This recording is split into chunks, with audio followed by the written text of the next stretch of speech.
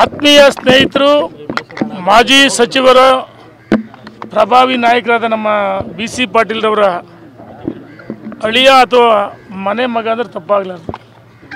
ಅವರ ಸಾವು ನಮ್ಮೆಲ್ಲರಿಗೂ ದಿಗ್ಭ್ರಮೆಯಾಗಿದೆ, ನೋವಾಗಿದೆ.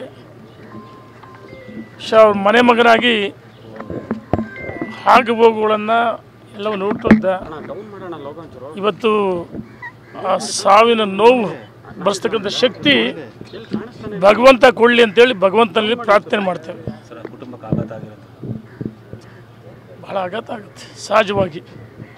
ಮನೆ ಅಳಿಯ ಅಷ್ಟೇ ಅಲ್ಲ, ಮನೆ ಮಗನಾಗಿ ಇದ್ದ, ಸಂಪೂರ್ಣ ನೋಡ್ಕೊಳ್ತದೆ. ಇಂಥ ಸ್ಥಿತಿಯಲ್ಲಿ ನಮ್ಮ ಹೊನ್ನಾಳಿ ವ್ಯಾಪ್ತಿಯಲ್ಲಿ ಬರ್ತಕ್ಕಂಥ ಅರಕೆರೆ ಗ್ರಾಮದ ಹತ್ರ ಆಗಿರ್ತಕ್ಕಂಥ ಒಂದು ಕಹಿ ಘಟನೆ.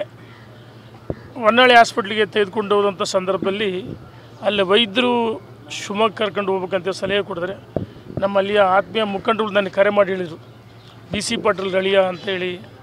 ಆದರೆ ನಮಗೆ ಆಶ್ಚರ್ಯ ಆಯಿತು, ದಿಗ್ಭ್ರಮೆ ಆಯಿತು. ಮಾಹಿತಿ ಇಲ್ಲ. ಆ ಕುಟುಂಬಕ್ಕೆ ಇದೇನೇನು ದುಃಖ ಕೈ ಘಟನೆ ಇದೆ, ಇದು ಮರಿತಕ್ಕಂಥ ಮತ್ತು ದುಃಖವನ್ನು ಬರೆಸ್ತಕ್ಕಂಥ ಶಕ್ತಿ ಭಗವಂತ ಕೊಡಲಿ ಮತ್ತು ಆತ್ಮಕ್ಕೆ ಅವನಿಗೆ ಶಾಂತಿ ಸಿಗಲಿ ಅಂತೇಳಿ ಭಗವಂತನಲ್ಲಿ ಪ್ರಾರ್ಥನೆ ಮಾಡ್ತೀವಿ.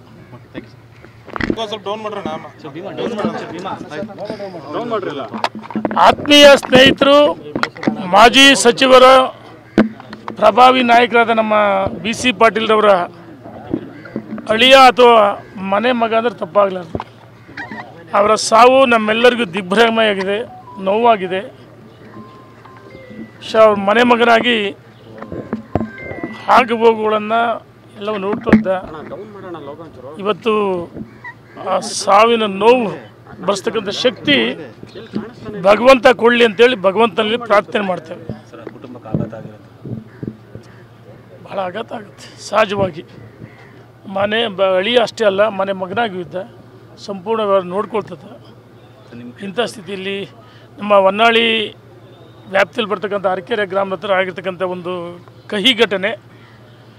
ಹೊನ್ನಾಳಿ ಹಾಸ್ಪಿಟ್ಲಿಗೆ ತೆಗೆದುಕೊಂಡು ಹೋದಂಥ ಸಂದರ್ಭದಲ್ಲಿ ಅಲ್ಲಿ ವೈದ್ಯರು ಶಿವಮೊಗ್ಗ ಕರ್ಕೊಂಡು ಹೋಗ್ಬೇಕಂತ ಸಲಹೆ ಕೊಡಿದ್ರೆ ನಮ್ಮಲ್ಲಿಯ ಆತ್ಮೀಯ ಮುಖಂಡರು ನನಗೆ ಕರೆ ಮಾಡಿ ಹೇಳಿದರು, BC ಪಾಟೀಲ್ ಅಳಿಯ ಅಂತೇಳಿ. ಆದರೆ ನಮಗೆ ಆಶ್ಚರ್ಯ ಆಯಿತು, ದಿಗ್ಭ್ರಮೆ ಆಯಿತು.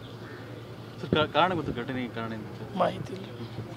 ಆ ಕುಟುಂಬಕ್ಕೆ ಇದೇನೇನು ದುಃಖ ಕೈ ಘಟನೆ ಇದೆ, ಇದು ಮರಿತಕ್ಕಂಥ ಮತ್ತು ದುಃಖವನ್ನು ಬರೆಸ್ತಕ್ಕಂಥ ಶಕ್ತಿ ಭಗವಂತ ಕೊಡಲಿ ಮತ್ತು ಆತ್ಮಕ್ಕೆ ಅವನಿಗೆ ಶಾಂತಿ ಸಿಗಲಿ ಅಂತೇಳಿ ಭಗವಂತನಲ್ಲಿ ಪ್ರಾರ್ಥನೆ ಮಾಡ್ತೀವಿ.